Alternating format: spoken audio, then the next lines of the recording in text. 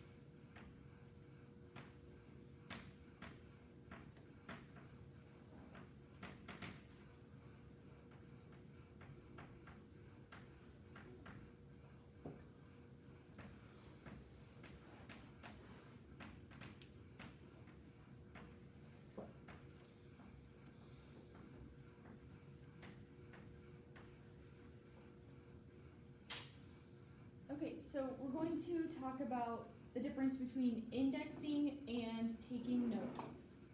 So indexing is just writing like short phrases, maybe just like a few key words.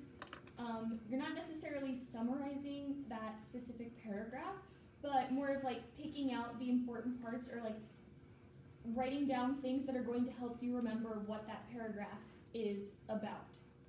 So you're going to do this as you're going along. So like as you're reading, you're going to write in the margins like a certain word or maybe a couple words as you're going along, as you're reading it.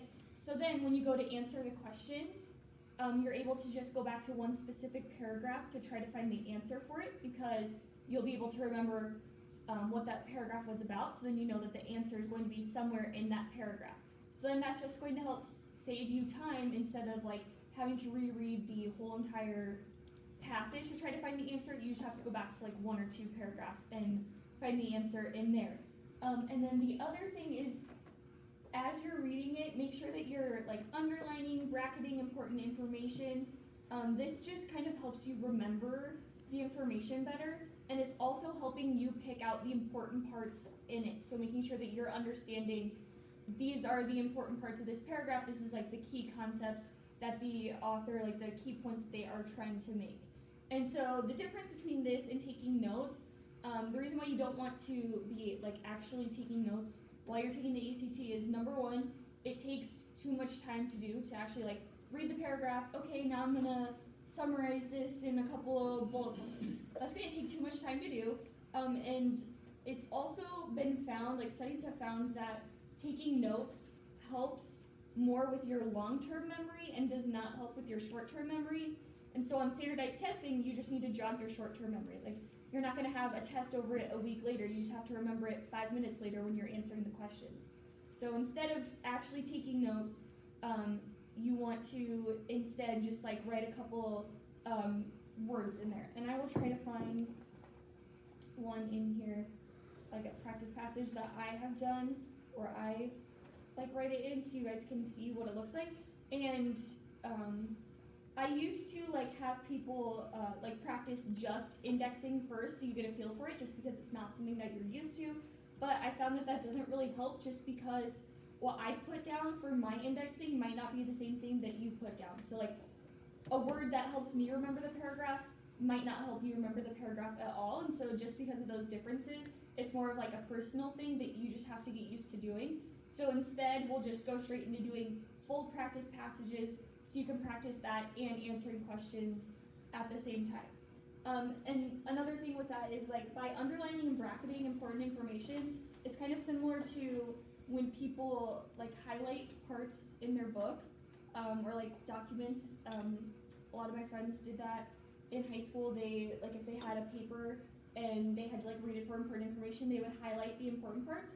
Well, you don't get a highlighter on the ACT test, you just have your pencil. So this is kind of like the equivalent of doing that. Is like you're underlining or you're like making note of these important parts in each paragraph, but without like that added tool, I guess. So here's kind of an example. I just wrote a couple words for each, kind of like as I was going along. So it kind of looks like a lot, but it's just like, okay, I read the first half of the paragraph and I thought that this word might help me remember it, so I wrote that down. Read the next part, that helped me remember it, so that's what I did. So it doesn't have to be you don't have to be writing a lot. Just again, whatever is going to help you. And it's not like a full summary, just a few words here and there.